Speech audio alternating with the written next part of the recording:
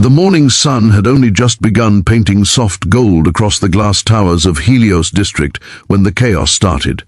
A runaway construction drone, its navigation system suddenly misfiring, barreled toward the crowded sidewalk. Screams rose, people scattered, and in the middle of the rush stood a 5-year-old boy frozen in shock. No one could reach him in time.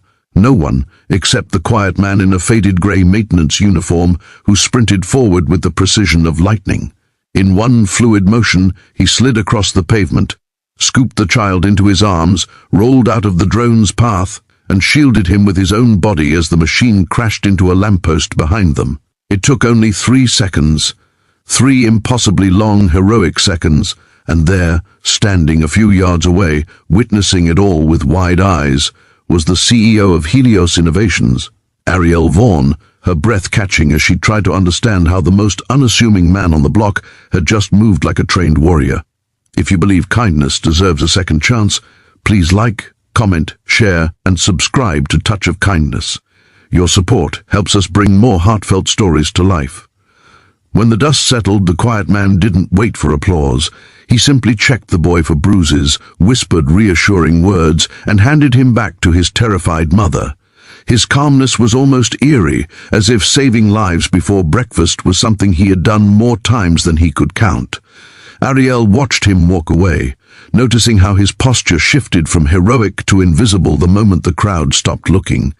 His name, according to the ID badge clipped to his uniform, was Rylan Creed, a janitor, a single father, a nobody, at least on paper.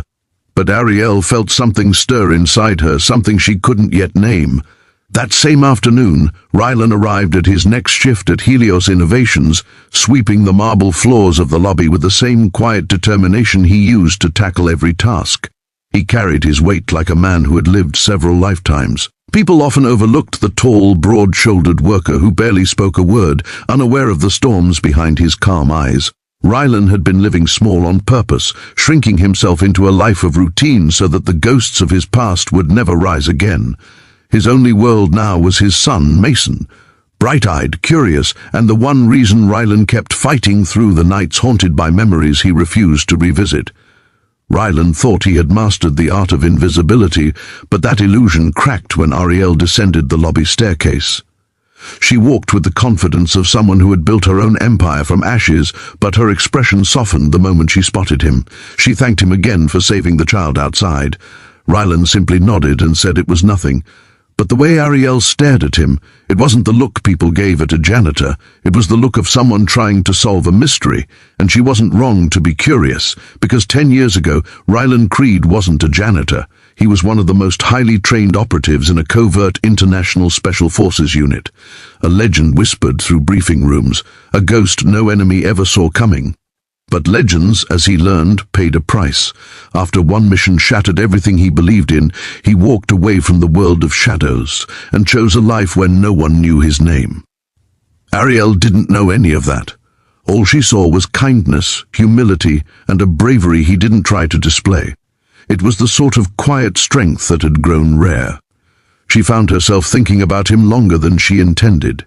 She noticed how he helped elderly visitors without being asked, how he repaired a flickering light in the lobby, even though maintenance wasn't his responsibility, how his smile, when it briefly appeared, carried the warmth of someone who had been through a war and chose gentleness anyway. This intrigued her more than it should have, especially since she wasn't the type to be distracted. But Rylan wasn't a distraction. He was a gravitational pull.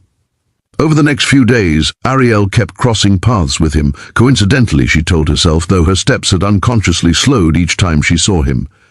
She began asking small, casual questions about his day, about Mason, about how long he had worked there. Rylan always replied politely, never offering more than what was asked. But Arielle could sense something behind his eyes, a locked door, closed for years, and she wanted to understand why. Their dynamic shifted the day she visited the company's rooftop greenhouse, a hidden gem she often retreated to for clarity. She was surprised to find Rylan there repairing a broken irrigation valve. Sunlight filtered through the glass ceiling, casting soft patterns across his features. He looked different in this light, almost vulnerable. Arielle approached and made a gentle comment about how he seemed to fix everything. For the first time, Rylan laughed, a quiet but genuine sound that disarmed her completely. It was in that moment that something between them silently began, but like all slow-burning connections, it deepened not through grand gestures, but through shared moments that carved their way into the heart. Such moments as when Arielle found Rylan sitting with Mason in the company cafeteria on Bring Your Child Day.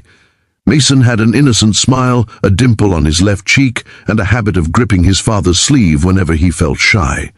Arielle joined them briefly, offering Mason a chocolate muffin and watching Rylan soften in ways she had never seen.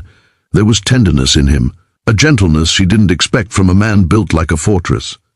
Arielle left that day with a warmth blooming inside her chest. Still, Rylan tried to maintain distance. He couldn't let himself get attached to anything or anyone. His past had left too many scars etched deep beneath his skin. He couldn't imagine explaining to someone like Arielle the things he had done, the bits of his soul he had left behind on missions no one would ever know about. He viewed himself as damaged at best, dangerous at worst.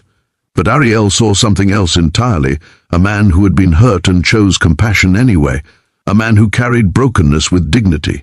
The turning point came on a late afternoon when Arielle discovered Rylan outside behind the building, kneeling beside a co-worker who had collapsed from exhaustion.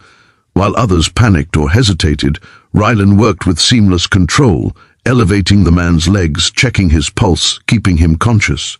His movements were too practiced, too skilled. Arielle watched him quietly, her heart thudding. This wasn't just basic first aid. This was training, advanced training. And suddenly her mind raced back to the drone incident. Something about Rylan didn't add up. Arielle approached him afterward, gently asking how he had known exactly what to do. Rylan froze for a fraction of a second, then shrugged it off as basic knowledge. But the truth wrapped around that simple answer was unmistakable. He was hiding something. That night, Arielle found herself unable to sleep. Instead, she went to the office early the next morning. That's when she stumbled upon him polishing the marble floors before sunrise. The city light poured through the windows, painting gold across his shoulders. She quietly asked if he was okay. Rylan stopped. For the first time he looked at her, not as a CEO, not as a stranger, but as someone he might trust. And trust for Rylan was sacred.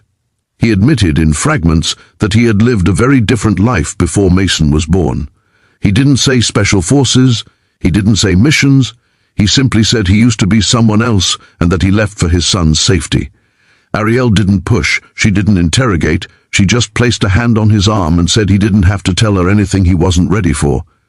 That simple kindness cracked the walls Rylan had spent years building. From that day on, something shifted between them. Their conversations grew longer, their smiles grew easier. They found excuses to linger near each other. Sometimes they shared coffee on the rooftop during breaks, standing side by side in comfortable silence as the city shimmered below. Arielle found herself laughing more. Rylan found himself breathing easier, and Mason, sweet, perceptive Mason, began drawing pictures of Dad and Miss Arielle, which Rylan pretended not to notice. But the real test came unexpectedly. One afternoon, while Rylan and Mason were in the lobby waiting for a taxi, a man from Rylan's past appeared, someone who recognized him instantly. Panic surged through Rylan's body. His past, the one he buried so deeply, had now found him. Arielle saw the tension in his stance as the stranger approached. She watched Rylan subtly position himself between Mason and the man, every muscle coiled, every instinct awakened. It was a glimpse of the soldier he once was. The man said a few words, about a former team, about unfinished business, about dangerous people still searching. Rylan's jaw tightened. He told the man firmly that life was gone. Mason was his only mission now, and when the man finally left, Arielle stepped forward. She gently placed her hand on Rylan's back, reassuring, not questioning. He looked at her then, really looked, and something in him broke. For years he had been surviving,